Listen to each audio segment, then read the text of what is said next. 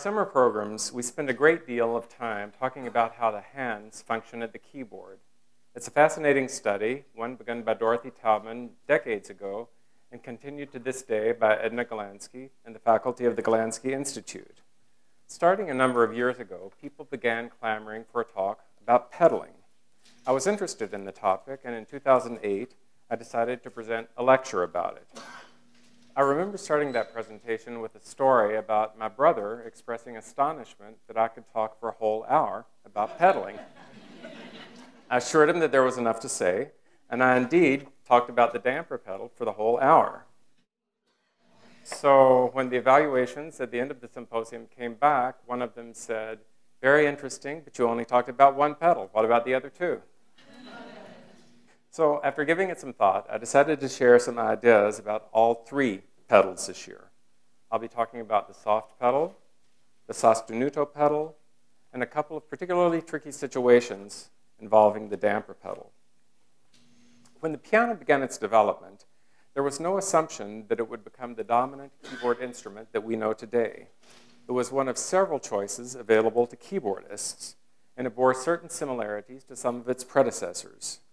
Tone-modifying devices existed on the harpsichord, for example, and it was natural that piano makers would have included such devices on their new instruments. The piano evolved differently in the various European countries, and there was no standardized procedure which dictated which tone-modifying devices were included on which instruments. The earliest pianos had hand knobs, or stops, and there was a variety of ways that these stops could be used to alter the basic sound of the instrument. One purpose these early stops served was actually to make the piano imitate other instruments. For example, there was a stop that brought pieces of ivory against the strings to make the piano imitate the harpsichord. Couldn't get away from it. Then there was a stop that raised the dampers from the strings, just like the right pedal on our modern instruments, not to facilitate legato playing, but to make the piano sound more like a dulcimer. Hand stops were a little clumsy, and pianists eventually needed a more flexible means of operating these tone-modifying devices. Piano makers introduced knee levers, and these finally gave way to pedals as the ideal solution. As the piano developed, a number of different tone-modifying pedals came and went, and it's actually quite impossible to imagine some of them on our modern instruments. Some early pianos offered three possibilities for reducing the amount of sound the instrument produced. There was a lute device that pressed a strip of leather against the strings and inhibited their vibration. Then there was the moderator, which interposed pieces of leather or cloth between the hammers or strings, but still left the strings free to vibrate. Finally, there was the unicorda, which is the only tone-modifying device that survived the piano's evolution into the modern instrument we know today. The unicorda was actually one of the very earliest possibilities included in the grand array of tone-modifying devices that piano makers experimented with. It first appeared as a knob at the end of a keyboard that caused the keyboard to move laterally. The whole action shifted so that just one string, rather than two, was struck by each hammer. That idea came directly from the harpsichord. Larger harpsichords had several sets of strings that could be used independently or coupled together. By shifting the piano keyboard out of its normal position, the player could decrease the full complement of sound that was normally available, just like using one set of strings on the harpsichord. That knob eventually became the pedal, and it even retained the name unicorda in some quarters, though today that is a bit of a misnomer. If you look inside the piano, you'll notice that beginning with the F, the bottom of the bass staff, all the hammers strike three strings at once. When you depress the soft pedal, the mechanism shifts the hammers to the right so that they strike only two of the three strings. Now, this, of course, has the effect of muting the sound somewhat. It not only makes the sound softer, it gives a different tone quality altogether. And it is by exploiting this difference in quality that we can use the soft pedal to expand our color palette at the piano. In this way, it becomes less of a crutch for helping us play more softly than a valuable tool for creating a wider variety of sounds. It's really as much a device for dynamics as it is for color. In almost all of the examples I'm going to play to illustrate the use of the soft pedal, the composer hasn't indicated that it should be used. And I would encourage you to use your own imagination and experiment yourselves with the music that you're playing. So I'd like you to take a look at example 1. The dynamic marking is triple piano, the register is high, the tempo is relaxed, and the harmonic motion is very slow. All of this suggests a sort of floating celestial sound, and the soft pedal is an ideal way to help project an ethereal mood.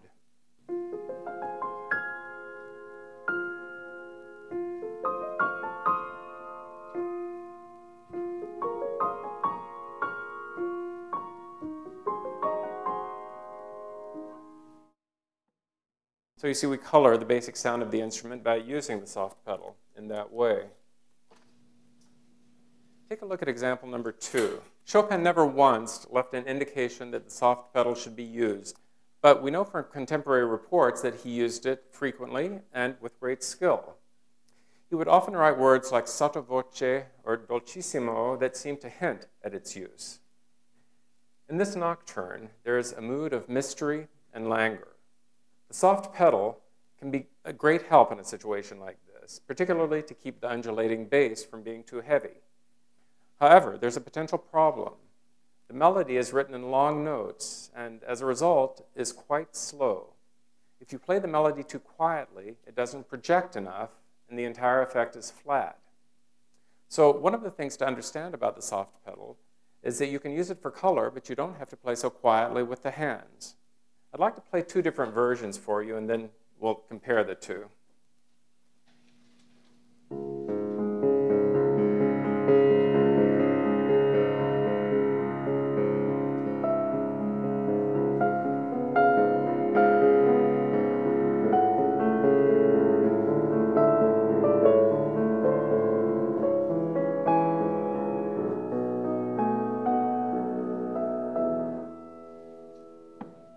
Okay, that's version 1, and another version.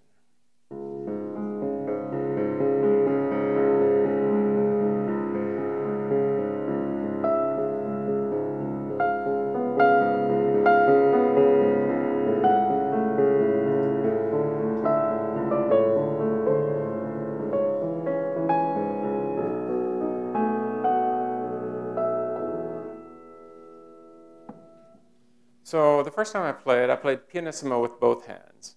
And the melody was soft, but so soft that it didn't really project so well. The second time I played pianissimo with the left hand and something like mezzo forte with the right hand. And you hear that the melody lasted a little bit longer. It sang better. So just because you're using the soft pedal doesn't mean that you always have to play soft. That was a revelation to me, that you can actually use it for color and not play so soft when it suits you. Take a look at example number 3. The soft pedal can also help delineate and strengthen contrasts when there is a sudden change of character in the music. The first 2 measures of this example spin out a soft lyrical line. Then, in the third measure, Ravel gives us the indications very sweet and expressive, and suddenly pianissimo. These indications, plus a radical textural change, make it a great place to use the soft pedal.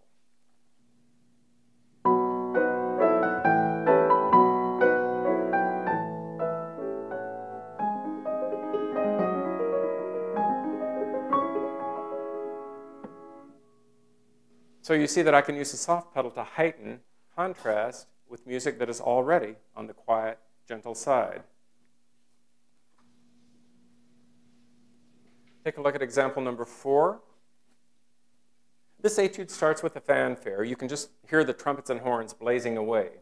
Then in the third measure, there's an immediate and striking contrast. The dynamic level drops from forte to pianissimo in a split second. The right hand generates a kind of perpetual motion pattern that serves as a background to the march-like rhythm of the left hand. So the change in character is drastic, and it can be made all the more arresting with the fundamental change in sound. So I'll start fortissimo, and then in the second line, the third measure, I'll use soft pedal where you see the una corda marked.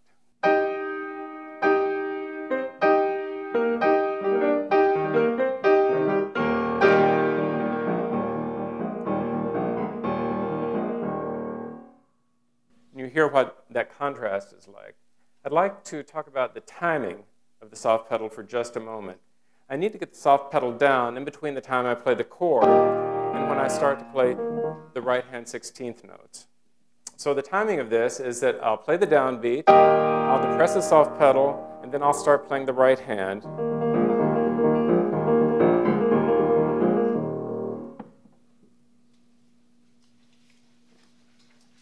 Take a look at example number 5. One of the fairly obvious uses of the soft pedal is to create an echo effect.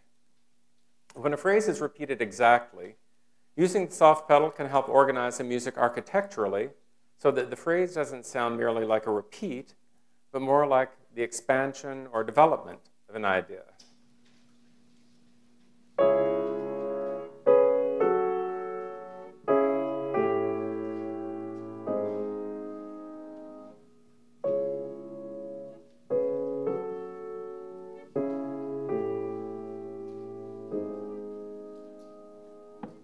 You see that you can give a different timing as well. It's not only the soft pedal that makes the phrase link to the next. Take a look at example number 6. Another way that the soft pedal can be used is to assist in creating a texture, particularly in a low register where the sound tends to be thick. This example shows a phrase from Schubert's last sonata that is marked pianissimo in the beginning. The phrase is already quiet, and at the very end, Schubert uses the indication pianissimo again. But it's a different pianissimo from the first one, and it's a great place to use the soft pedal. All you want here is a texture. There's nothing melodic, nothing remotely lyrical about that trill. It's just a portentous fluttering that foreshadows ominous things to come.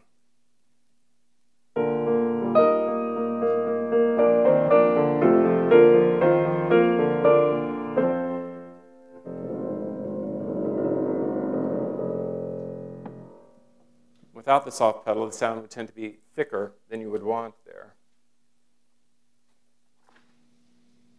Take a look at example number 8. I mentioned before that Chopin didn't leave any written indications for the una corda in his music. What I should have said is that he didn't leave any written indications for the una corda in his published scores. He did, however, make a few private suggestions in the scores of his students. And in this example, Chopin actually penciled notes into the scores of one of his students for the soft pedal to be used. The nocturne is quite lyrical, actually quite operatic. The melismas in the second and fourth measures are reminiscent of a vocal slide.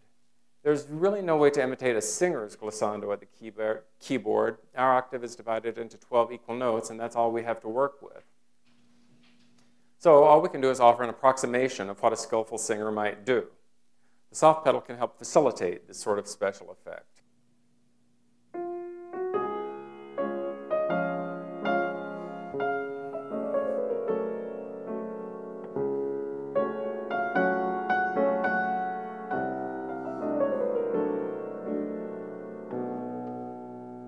So I want to talk again about the timing of this because the events have to occur in the right order. In the second measure, what I'm going to do is I'm going to play the damper pedal on the downbeat. Then I'm going to put down the soft pedal immediately and start the quick notes in the right hand with the soft pedal already down. Soft pedal comes up. Play the downbeat, soft pedal down, and the soft pedal up. So we're using the soft pedal as a way to enhance a special effect. Now, notice that apart from the Schubert example with the low trill, this is the only place I'm using the soft pedal in the middle of a phrase.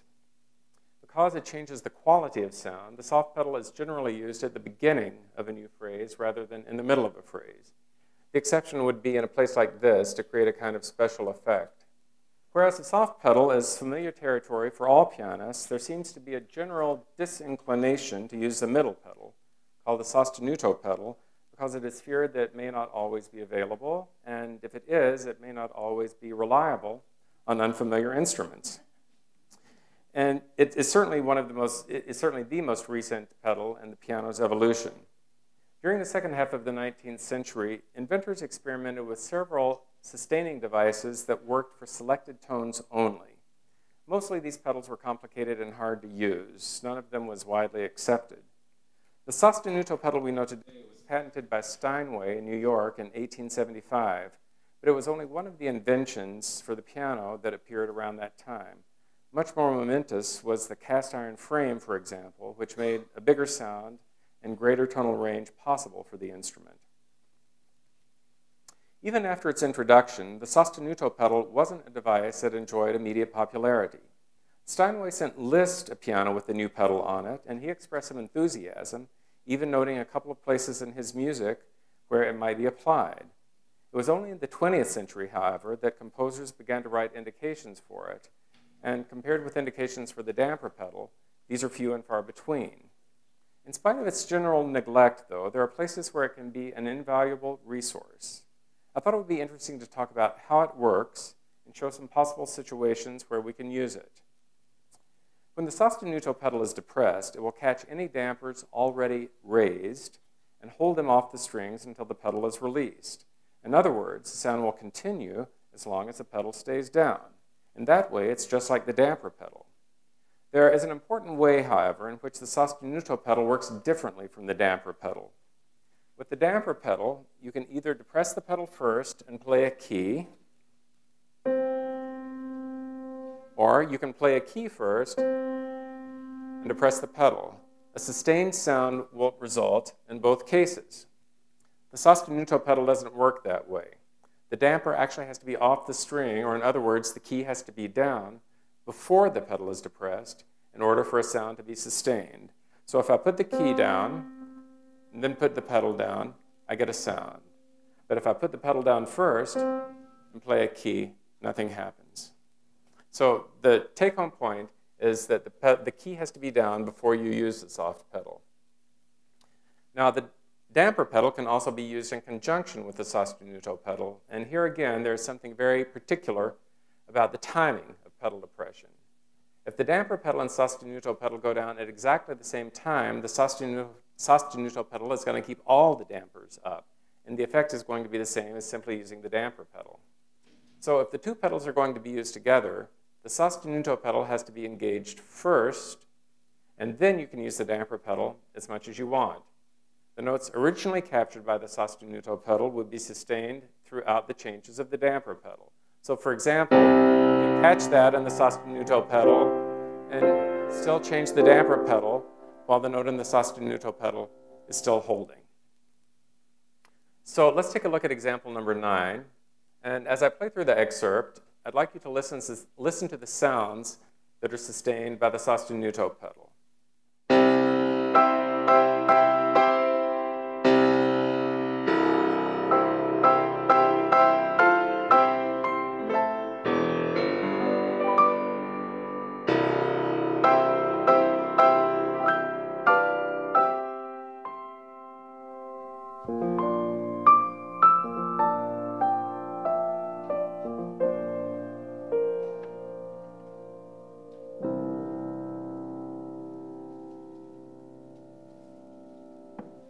One of the most obvious uses for the sostenuto pedal is to help sustain long pedal points, either written out or implied.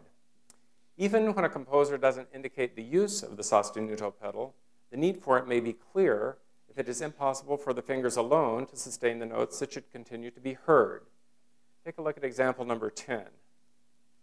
The low D in the bass will be easy to catch with the sostenuto pedal because it plays alone. It is obvious that Rachmaninoff wants the sound to last for the next few measures. It's tied there for 4 measures. And just as obvious that no human hand can keep the key down. So we'll use the sostenuto pedal in order to sustain the sound.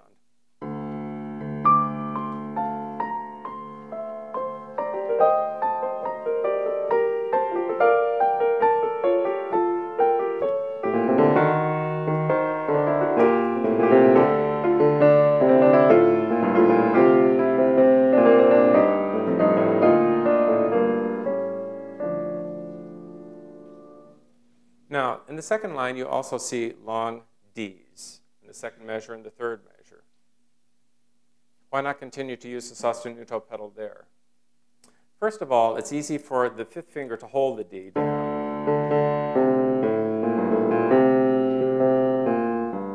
So There's no stretching involved, and there's no difficulty for the hand to do that. But there's also no convenient place to catch the D, because if we use the sostenuto pedal in the second measure of the second line, what would happen is that we would catch all the notes of that chord and not just the D. So you have to be a little bit careful about where it's used, because it will catch the sound of all of the hammers that are up at the time that it's played. What about music composed before the invention and widespread use of the sostenuto pedal? There is perhaps an argument that since the composer didn't have the device at his disposal, he wasn't conceiving of its use when he wrote the piece. However, composers throughout history have stretched the limits of the instruments available to them, and this is one thing that has brought about the piano's evolution. And as I mentioned earlier, we do have the example of Liszt suggesting uses for the sostenuto pedal in his music after he had tried it out. So maybe we should be asking different questions when it comes to the use of the sostenuto pedal. Will the effect it produces be true to the spirit of the music? Will the sostenuto pedal help promote structural clarity? Will the sostenuto pedal produce a musically satisfying result, or will it come off as gimmicky? Just because a composer didn't have a sostenuto pedal available, it doesn't mean that he wouldn't have exploited its possibilities if he could have. So it's always worth considering as an option and experimenting with. It's very instructive to compare two possible solutions, one with the sostenuto pedal and one without, and then see which one you like better.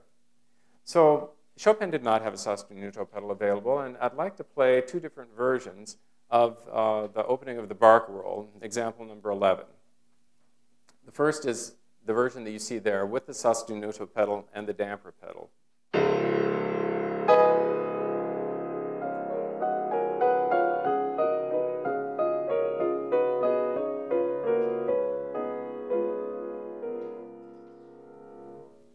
And the second one is just with the damper pedal alone.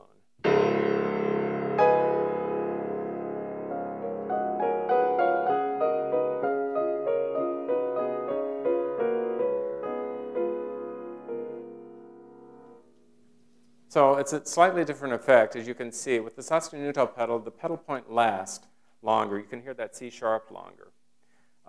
You get enough of the C sharp with the damper pedal, and there's certainly nothing wrong with using it. But I thought it might be interesting for you to know that Dino Lipati, who made one of the most celebrated recordings ever of the Chopin barcarolle, used the sostenuto pedal at the beginning. I didn't know that for a long time, but I was listening to his recording, and I thought, how does he do that? And then I suddenly realized that he was using the sostenuto pedal. So it's not widely advertised, but it is a possibility.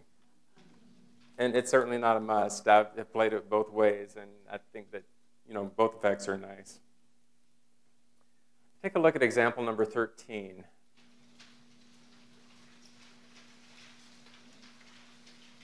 The A minor fugue from the first book of the Well-Tempered Clavier seems to have been composed with a pedal keyboard in mind. Now, this isn't as strange as it sounds. During the Baroque period, there were actually freestanding pedal keyboards that could be joined to some harpsichords and even some clavichords. When they were joined to these instruments, they activated the same strings controlled by the hand. It was a way, for example, that organ students could practice without being at an organ console. At the end of this fugue, we have a case where a single bass note is tied across 4.5 measures. The first thing to notice is that the hands cannot possibly sustain that note the way it's written. And even if they could, the note would stop sounding early on. We have it on the best authority of the period, C.P.E. Bach, in his famous treatise that a performer should feel free to restrike a long tied note now and then. That comes from C.P.E. Bach. These days, we tend to be very literal-minded when it comes to reading the score. But this was an accepted and useful convention during the Baroque, and it made it possible to keep a sound going. There's no formula, just an acknowledgement that restriking a long sustained note was advisable. The passage you see excerpted here is the culmination of a long, complex fugue. It doesn't matter what instrument it's played on, the gesture is enormous. So the question really is how to beef up that pedal point to give the gesture the strength and authority that it needs. One possible solution is to use the sostenuto pedal in combination with the restriking of that low A. That will provide a lot of heft for the pedal point. The first question is where to put the pedal down. So we could put the pedal down where the A first appears, and if you'll just follow with me from the beginning, you'll see what that's like. It's the same effect, you see. What happens is that the sostenuto pedal caught all of the notes that were down, all the dampers that were up, the keys that were down, and so you have the whole chord sounding. But you don't want the whole chord to sound. You only want that A in the bass to sound. Another possibility is to silently depress the A, that is, so the hammer's off the string, during an earlier rest in the piece, then put the pedal down. That way, when the A is finally struck, the note will be sustained. So I've only got the A sounding, but there's also a strange aura of sound that has to do with sympathetic vibration. So if I put the A down silently, and I depress the pedal, my damper's off the string, and listen to what happens. You hear that? Okay. Those A strings are vibrating sympathetically with the other sounds that are being made. So that's not really what we want either, because it gives kind of a strange halo of sound that doesn't really belong. Not to mention the fact that if you're trying to depress a key silently in the heat of battle, you may strike the key just as easily as play it. So another possible solution is to let go of the top voices of that third beat a tiny bit early and catch the low A with the sostenuto pedal in the fraction of a second that it's sounding all by itself. So now I only have the A, and I've shortened the third beat a little bit. So now that the A is going to be down, I'm going to restrike it occasionally, just to reinforce the pedal point. And if you take a look at example 13b, I've written out a possible realization. This is certainly not the only way to manage the situation, and I just offer it as a possible way.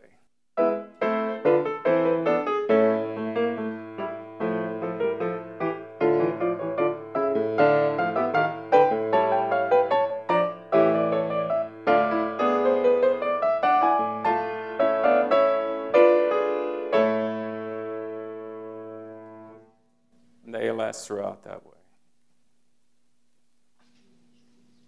Now, sometimes people get so excited about applying the sostenuto pedal that they use it in circumstances that aren't at all appropriate for it.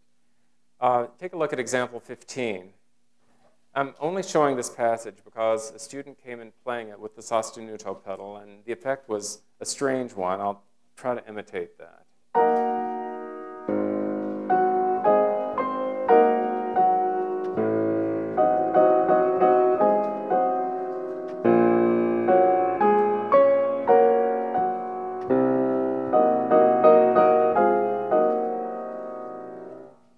So what had happened is a teacher had told her that two adjacent notes on the staff should never be under the same pedal.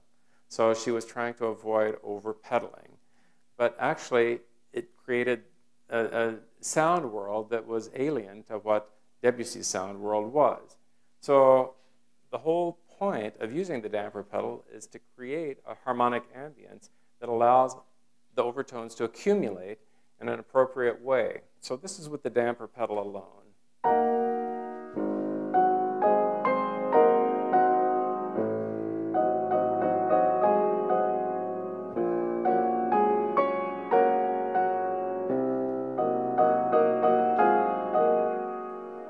You hear that the effect is quite different. Now, you can also use a soft pedal there. For example, if you wanted to, we could try maybe the first part of the phrase here to apply the soft pedal.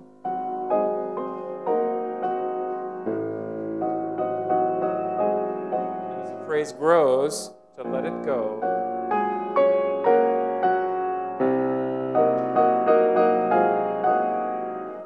So again, there's no formula. You want to use the pedals to color the piece in an architectural way so that there sounds like some kind of structure, some sort of growth and development in the phrases. I want to talk a little bit about the damper pedal today, and I want to talk about it in conjunction with leaps, because there are some interesting and consistent things that happen here. Take a look at example 16. Let me play through the passage first using the standard legato pedaling. That is, I'm going to play to connect one chord to the next in a completely seamless, unblurred legato.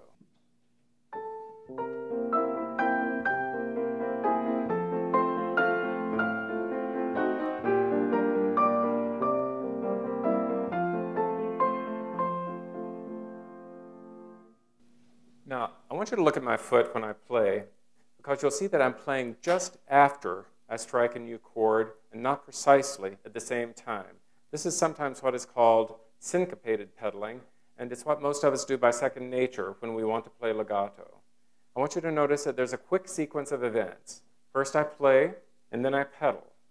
There's an interdependent relationship between the hands and the right foot here, and it's always the same. First play, then pedal. So play, then pedal. Play and then pedal. Play, pedal.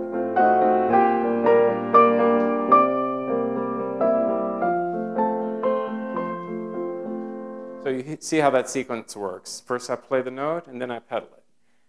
But when leaps are involved, things get a little bit more complicated. Not only do you have to catch the sound of the new harmony, you have to do it in such a way that there is a seamless connection with the old harmony, and also no break in sound as you leap to the next notes to be played. So again, there's a quick sequence of events that makes legato possible, but if the sequence gets out of order, the musical result is going to suffer in some way. Take a look at example 16a. This is just a little excerpt from what I've already played, but it shows a sequence of events that makes legato possible. I play, pedal, and then leap. Okay? Take a look at 16b, and you'll see if there's some kind of mistiming there, what happens. If I put the pedal down before I play the new harmony, I'm going to get a blurred sound, one that combines the old harmony with the new harmony. Do you hear that? The pedal came too early. It came before I played the new chord. So if the pedal change doesn't come immediately after I play the new chord, I risk blurring the harmony. Now, there's another possible mistiming. Take a look at 16c. If the foot is sluggish and I happen to leap before I manage to get the pedal down again after that downbeat, I'm going to create a break in sound, and then I won't have a successful legato either.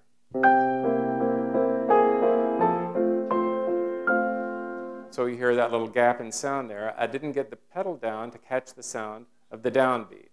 So what I'd like you to remember is that this formula is one, first of all, that always works. I haven't found an exception. First you play, then you pedal, then you leap. Take a look at example 17. We'll see a similar situation here. Let's go right to example 17a. We're going to use that same sequence of events in order to create a smooth, unblurred legato. You hear how I changed the pedal on the downbeat there immediately after I played that? And there's a smooth link with what comes next. Take a look at example 17b. If I change the pedal before I play the new harmony, I'm going to get a gap in sound like this. Did you hear the little gap between the first measure and the second measure? What happens is if I've already made a leap to the downbeat of the second measure and I let the pedal go, there's no sound to be caught anymore. My hands have left and my foot is left, so there's no sound at all. I have to leave that pedal down until I play the downbeat, and that's where I change it. Now, we can mistime again in another way.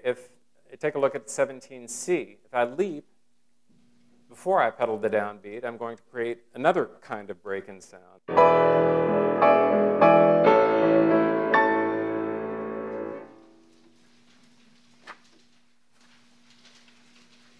Take a look at example 19.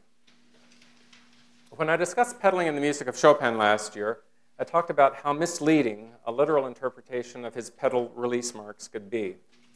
This isn't to say we don't pay attention to the markings, but simply to understand that the release marks are very often best interpreted as an indication to change the pedal rather than to let it go. Now, the quarter note on the downbeat leaves time for a comfortable pedal change on the second beat. But Chopin's mark in the middle of the third beat is something that I'd like you to look at. Rhythmically, it may seem like an odd place for a pedal change, but harmonically, it makes perfect sense. The three preceding octaves don't have anything to do with the E-flat harmony, and to retain them in the pedal would make the texture muddy. This way. Too much pedal there. But because those eighth notes are moving fast, it requires a very deft pedal change in order to clear away the dissonance and also continue the line unbroken. So again, I'm going to use that formula that works. I'm going to play the E-flat first, then pedal it, and then leap after I've pedaled. So that way you get a clean harmony, and the line is continuous as well.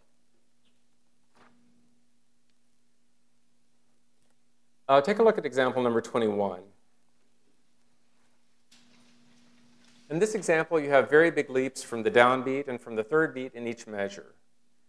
Again, here's another time where the play, pedal, leap formula can ensure the continuation of the melodic line on those strong beats. So what I'm going to do, play and pedal before I leap.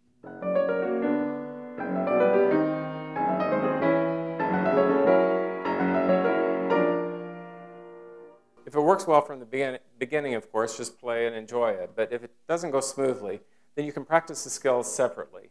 First, make sure that the pedal change comes at the right moment, just after you play the new chord. You don't have to worry about the leap at this point. Just get a nice, clean pedal change. So I would practice this, changing the pedal so that that was clean. And after that is internalized, you can add the leap. You don't have to play the next note right away. Just master the distance involved for each hand, and then you can continue the phrase.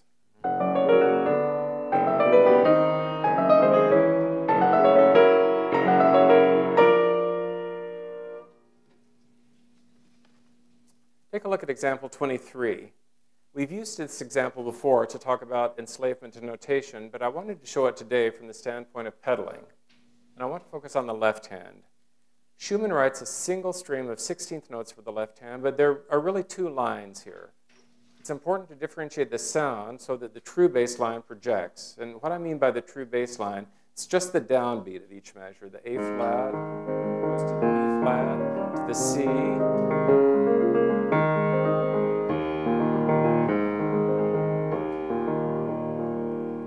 Now, the left-hand passage is fairly wide, and it's just the sort of passage where people are likely to stretch. You'll hear a lot of reasons this week why stretching is harmful, both for your hands and for the musical results at the keyboard. So I want to choose a fingering that doesn't stretch my hand, and that means that there are going to be certain places that I leap. Right in the first measure, I go from 5 on A flat, 4 on E flat. Okay, that's a little leap. I can't connect those two fingers across that distance. Every time I leap away from the downbeat, I want the pedal to catch the sound of the downbeat so that it lasts for the whole measure and connects with the next downbeat to form a line. So on every downbeat, I'm going to play, pedal, and then leap after I've made the pedal change, and this will give me a smooth line.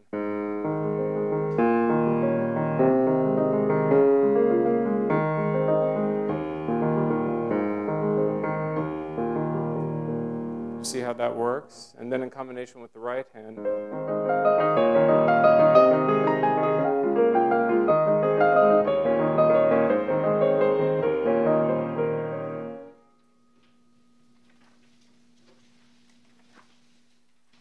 Take a look at example number 25. I wanted to talk a little bit about rolled chords also, because they can present a pedaling problem. When you have broken chords, the issue is how to organize the pedaling with the hands for clarity of sound and smoothness of line. I've indicated Chopin's pedal marks here, the abbreviation PED and the asterisks. Those are Chopin's marks. But if you follow them quite literally, the result isn't going to be ideal. You see on the third beat of the first measure there, this interval, okay, that's too big for the right hand to play unbroken. So the question is, how does it intersect with the left hand, and how should it be pedaled so that the effect is smooth? So if you do pedal on the third beat, as Chopin marked, you have two choices. You can pedal to create a smooth melodic line, and let's see what happens to the alto.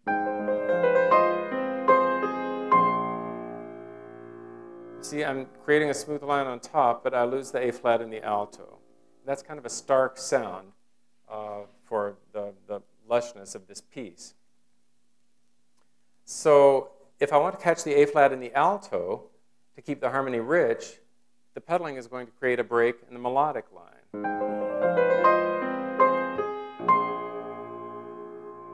Okay, you hear how that's broken. So you can avoid all of that if you will change the pedal on the last eighth note of the second beat, where I have it marked in the pedal bracket. Because what you'll do is retain the harmony and have an unbroken melodic line as well.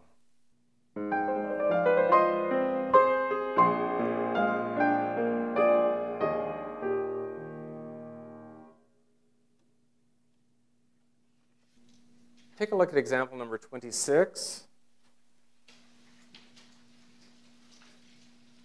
I'd like for you to look at the third beat of the first measure. Again, it's an interval that's much too large for any hand. It means it's going to have to be broken. So the two issues here are how does the broken interval in the left hand intersect or interact with the chords of the right hand? And then how do we manage the pedal in order to get a smooth melodic line and a smooth bass line? So it's always helpful to give the broken intervals a rhythmic timing, and I've written that out in example 26b. What I'm going to do is change the pedal on the low note, and that's going to give me a smooth bass line. Let's just listen to the bass first. Hear how the D flat goes to the C that way without any break. But since the right hand has chords, I'm leaping there too. And I have to time the release of the right hand chord to coordinate with the pedal change. So here's what we're going to do. I'm going to play the bass note, immediately change the pedal while I'm still holding the right hand chord, and then move to the next chord in the right hand when I play the B flat. That way I get a smooth line in the right hand and a smooth line in the bass. Now let me do that one more time without the talking.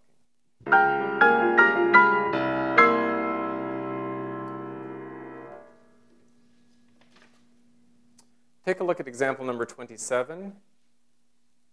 When you have rolled chords, the question is always how the two hands interact with each other. In this example, if the chord comes before the beat, the pedal can't catch them and the sound is rather austere.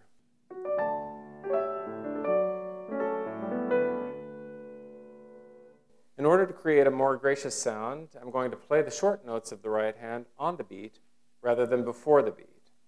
And that way, the pedal keeps them in the texture.